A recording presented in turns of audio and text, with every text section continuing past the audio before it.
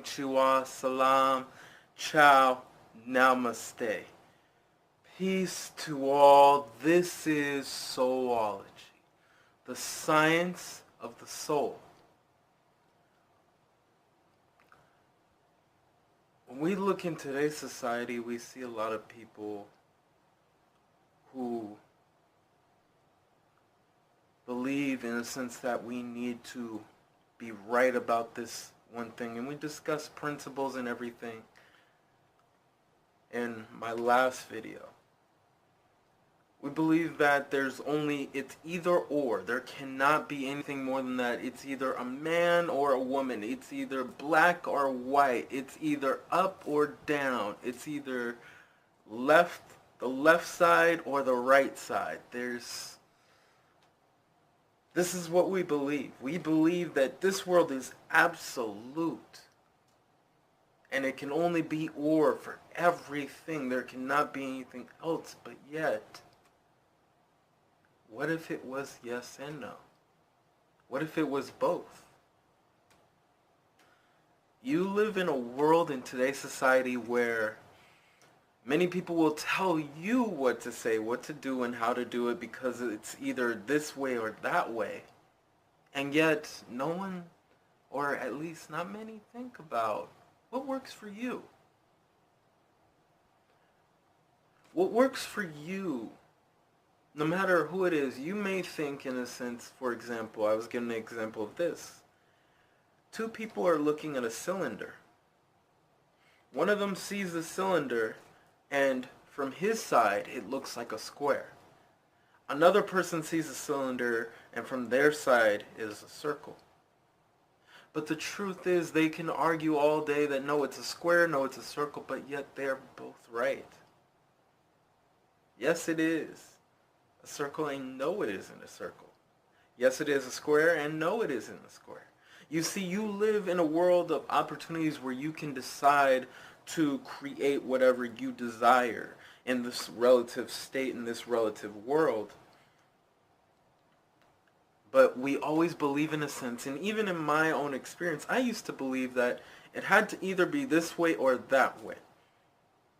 I had to choose the good guy or the bad guy.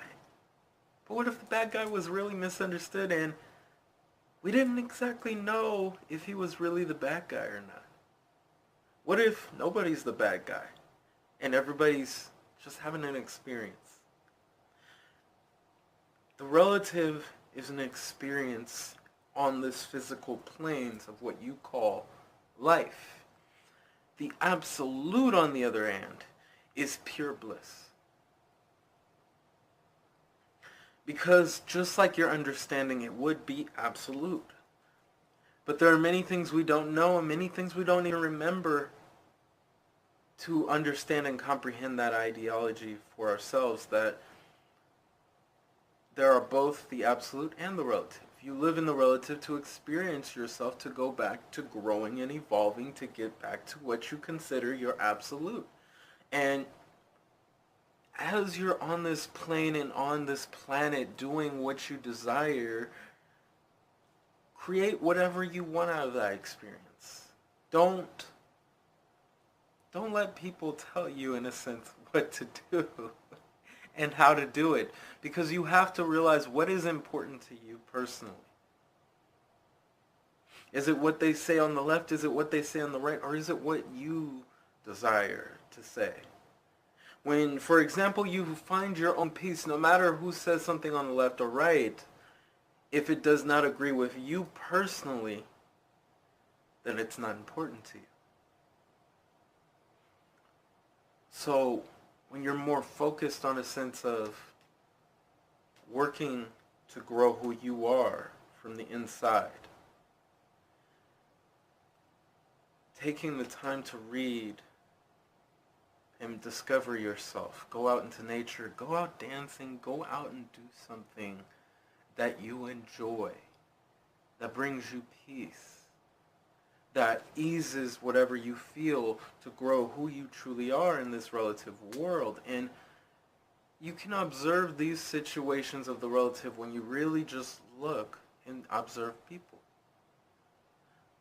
When you look and observe TV shows, for example, you can see when someone says one thing, but another person says another. And we see that a lot.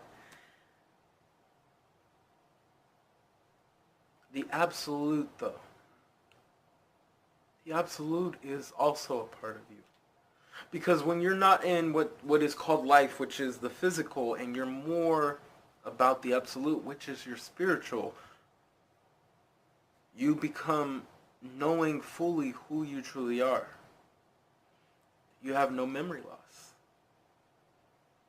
And many of us have memory loss in a sense. We're on a world trying to do something.